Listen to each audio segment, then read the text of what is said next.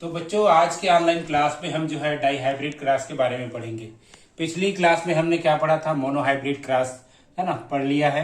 Mono hybrid cross में हमने देखा था कि एक लक्षण है ना, एक जोड़ी लक्षणों को लिया जाता था। जैसे उसमें हम लोग लिए थे लंबे पौधे और बौने पौधे लिए थे, है ना। आज हम पढ़ रहे हैं डाई हाइब्रिड क्रॉस।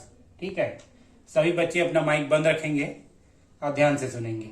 चलिए देखते हैं कि दो जोड़ी विपर्यायी लक्षणों के मध्य होने वाला संकरण डाई हाइब्रिड क्रॉस कहलाता है। अर्थात डाई हाइब्रिड क्रॉस में हम क्या करते हैं, दो जोड़ी विपरीत लक्षण लेते हैं या विपर्यायी लक्षण लेते हैं या विकल्पी लक्षण लेते हैं। जैसे मेंडल ने क्या लिया है, पीले एवं गोल, हरे और झुर्रीदार, दो शुद्ध पौधे लिए, पीले और गोल, हरे और झुर्रीदार। तो यदि हम इसको देखें तो ये जो पीले रंग है ये जो हरे रंग पर प्रभावी था, इसी प्रकार जो गोल आकृति है वो झुर्रीदार आकृति पर प्रभावी रंग था। अर्थात ये प्रभावी कारक थे और ये अप्रभावी कारक। आइए हम इस प्रयोग को यहाँ पर देखते हैं, है ना। तो चलिए, मेंडल ने क्या लिया, दो शुद्ध पौधे लिए, पीले और गोल बीज, गोल आकार के बीज वाले, और दूसरा है हरे और झुर्रीदार आकृति वाले।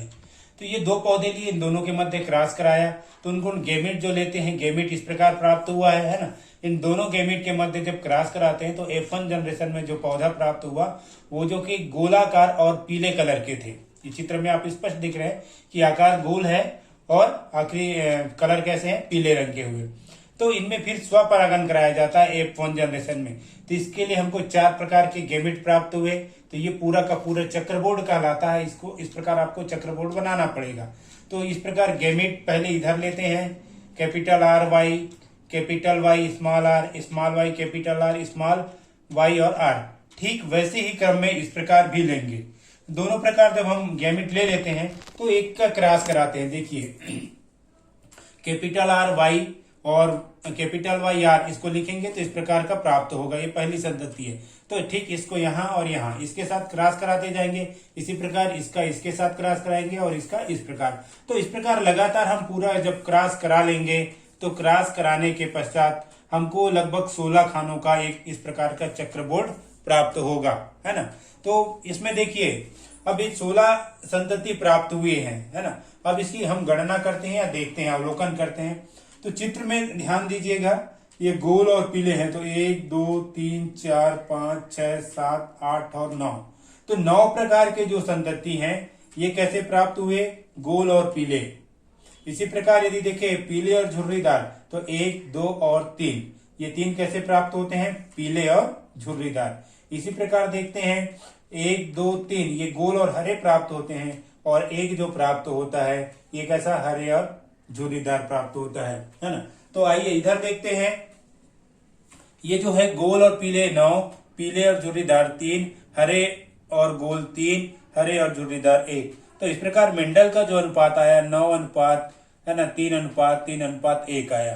तो यहाँ पर इनका ये अनुपात हमको ये बताता है, यहाँ जो लक्षणों की वंशागति की हुई है, अर्थात जो लक्षण एक पीढ़ी से दूसरे पीढ़ी में आए हैं वो स्वतंत्र रूप से आते हैं, है ना। कोई भी लक्षण किसी अन्य लक्षण पर प्रभावी क्या होता है, साथ में नहीं जाता। अर्थात परिणाम लक्षणों का एक युग्म या युग्म विकल्पी दूसरे लक्षणों से किसी प्रकार प्रभावित नहीं रहता। पीले व हरे रंग यदि देखेंगे, पीले व हरे रंग देखते हैं, इसी प्रकार गोल और झुर्रीदार देखते हैं, है ना। तो ये सभी लक्षण स्वतंत्र रूप से होते हैं। तो इस प्रकार देखते हैं कि ये जो परिणाम आए हैं इनमें यदि मुख्य रूप से हम देखें तो 3 अनुपात 3, तो 3 किनका है, पीले और झुर्रीदार, हरे और गोल। तो पीले और झुर्रीदार पेरेंट्स में नहीं है ना। इसी प्रकार हरे और गोल भी पेरेंट्स में नहीं है।